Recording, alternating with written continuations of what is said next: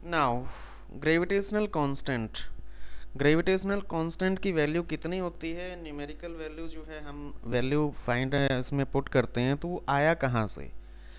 तो ये Cavendish experiment से आया था, उन्होंने एक्सपेरिमेंट किया था इसके ऊपर और उस एक्सपेरिमेंट से हमें इसकी वैल्यू पता चली थी।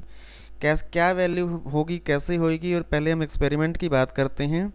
तो ये एक सेटअप बनाया गया है कैवेंडिश द्वारा।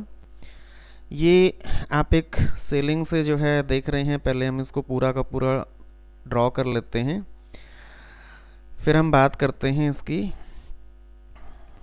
ये हैं, ओके।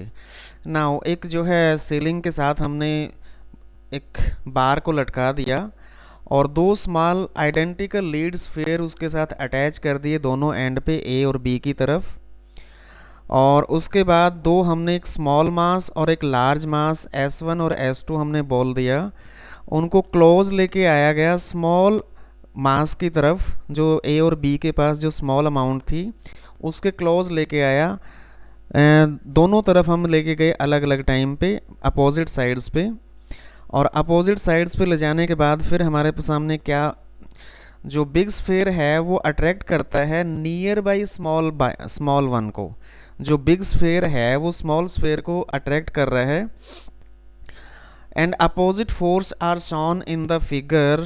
तो ये अभी हम आगे बात करते हैं। There is no net force on the bar but only torque force is clearly equal to F times the length of the bar. मतलब कि जो इसके ऊपर जब अलग अलग आप देख रहे हैं S1 S2 अलग अलग, एक बार ए की तरफ लेके गई एक और दूसरी तरफ बी की तरफ लेके गई, तो ये जो है स्मॉल बॉल को अट्रैक्ट करते हैं। और स्मॉल बॉल को अट्रैक्ट करने पे इसके अंदर नेट फोर्स तो ज़ीरो हो जाता है, बट इसका जो टॉर्क है वो टॉर्क इसमें जनरेट हो जाता है। और टॉर्क जनरेट होने की वजह से ये घूमने की कोशिश करता है।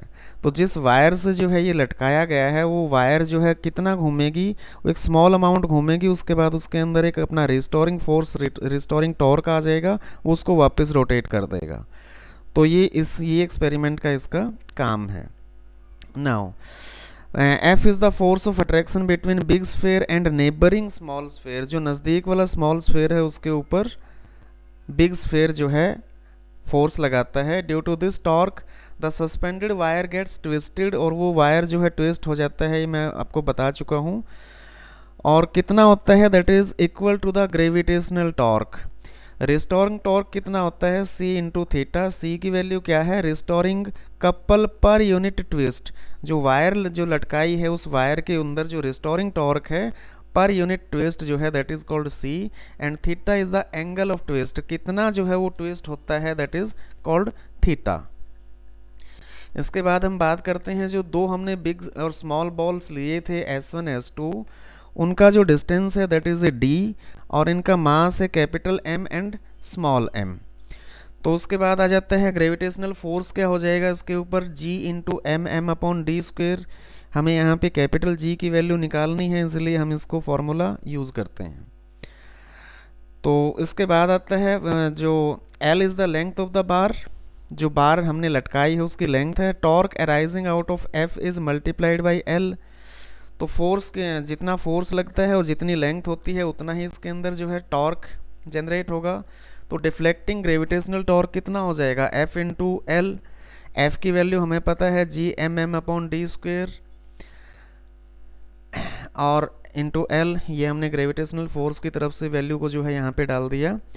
और उसके बाद आता है इक्विलिब्रियम में क्या हो जाएगा, this is the equilibrium torque equal to the restoring torque.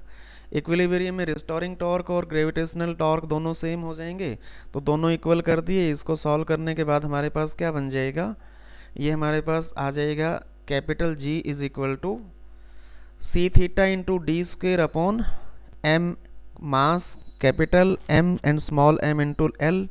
इसको सॉल्व करने के बाद हमारे को जो है, क्योंकि हमें मास पता है, लेंथ पता है, डिस्टेंस पता है, थीटा एंगल भी पता लग जाएगा, और किसी भी वायर का जो restoring torque per unit length होता है वो भी हमें पता होता है। तो सभी को कैलकुलेट करने के बाद हमारे पास इसकी वैल्यू आ जाएगी। तो observing the value of theta and knowing the value of other quantities G can be calculated.